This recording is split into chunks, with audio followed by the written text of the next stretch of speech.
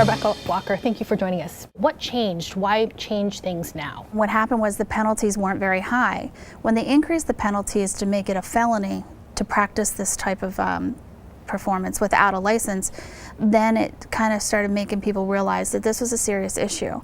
And some of the things that were occurring were bad outcomes in deliveries at home with children that had problems, significant problems. Were the midwives at fault for these bad outcomes? I couldn't tell you. I have no idea. I just know that there were some serious issues that had somehow come up and that needed to be addressed, and this was one of the ways to address it. It seems like everyone is looking for a way forward. One of the ways forward that people have suggested is let's create a board of midwifery. Instead of having to go to a doctor to find some kind of sponsorship, let's have that board be the oversight. What do you think of that idea?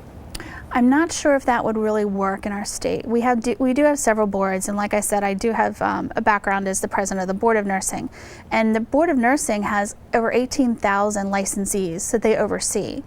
Now, I don't know how many midwives are out there because they're practicing without permits, so it's hard to get a hard number on how many there are. To create a board, to turn around and promulgate all the regulations and get all this moving forward costs a significant amount of money. There is an oversight system already in place, and their numbers aren't that high, so we need to sort of figure out a way to comply with the system that's already there. And then if it does grow and they need a board, I think that's a reasonable expectation.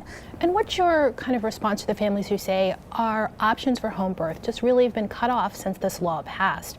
We're crossing state lines, or we're considering having a home birth unattended at home. That really scares me.